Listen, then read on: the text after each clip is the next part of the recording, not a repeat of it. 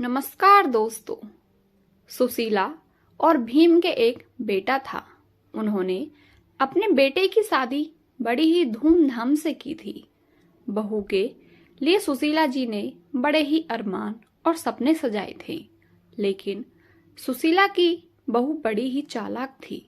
वो सुशीला जी को पसंद नहीं करती थी, लेकिन सुशीला जी बड़ी ही मजबूर थी कि उनके बस एक ही बेटा था। उनकी बहू नीता कुछ भी कहती थी तो सुशीला जी चुपचाप सुनती रहती थी।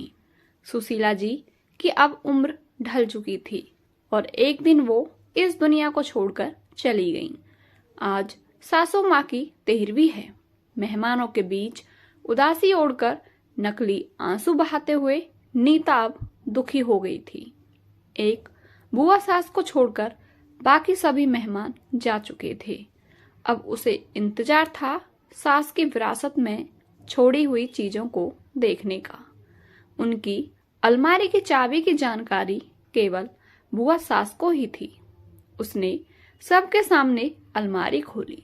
सामने ही लॉकर की चाबी और एक कागज पड़ा हुआ था। बुआ उमा ने भाभी का लिखा हुआ पत्र पढ़ा। भाभी ने अपने जेवर इकलौती पोती के नाम किए थे। कैश रुपयों पर बेटे का अधिकार था। उनके सभी नए पुराने कपड़े गरीब महिलाओं में बांट दिए जाने का जिक्र था।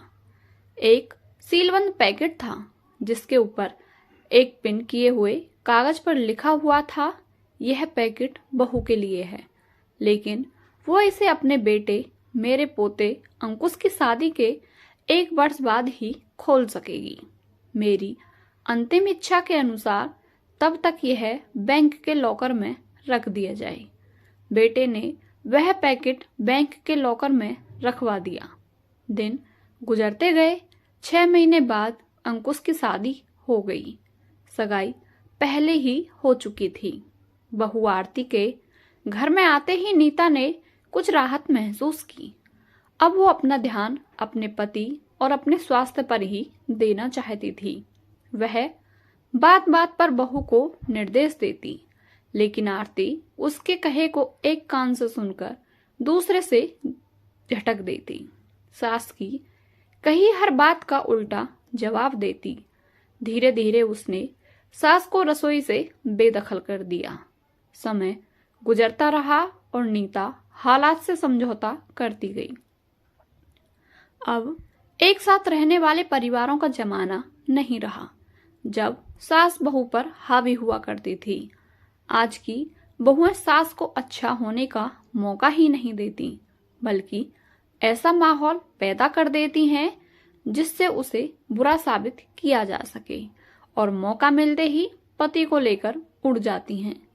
पहली सदी के इतिहास के वो पन्ने जब सास बहू पर हावी हुआ करती थी, आज की बहुओं ने फाड़कर फेंक ही दिए हैं। सास कितनी भी पढ़ी लिखी और समझदार हो, लेकिन बहू स्वतंत्र ही रहना चाहती हैं और इसके लिए जाल बुनती ही रहती हैं और सास का नाम ही परिवार की सूची से मिटा देना चाहती हैं। उसने भी तो यही किया था ना अपनी सास सुशीला के साथ।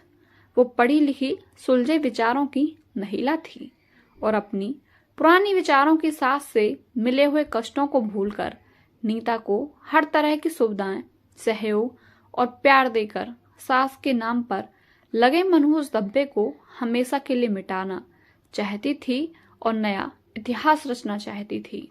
लेकिन नीता क्षण भर भी खुशी न दे सकी थी। आज उसे सास की बहुत याद आ रही थी। तभी सामने लगे कैलेंडर पर उसकी निगाह पड़ गई। 2 दिन बाद ही बेटे बहू की शादी की पहली वर्षगांठ है। सास की वसीयत के अनुसार 1 साल पूरा हो चुका था। तीसरे दिन ही वो बैंक जाकर लॉकर से अपने नाम का पैकेट निकलवा कर ले आई। मन में उथल फुथल मची हुई थी कि आखिर उसे सास ने क्या दिया होगा। बेटे बहू के इधर उधर होते ही उसने वो पैकेट खोल दिया। अंदर सास के तह किए हुए लगभग 1 दर्जन पुराने रुमाल थे और एक दूसरा पैकेट पैक था। देखकर अचानक उसकी आंखें एक सवाल लिए सिकुड़ गईं। साथ ही पिन किए हुए कागज पर लिखे शब्द पढ़ने लगी।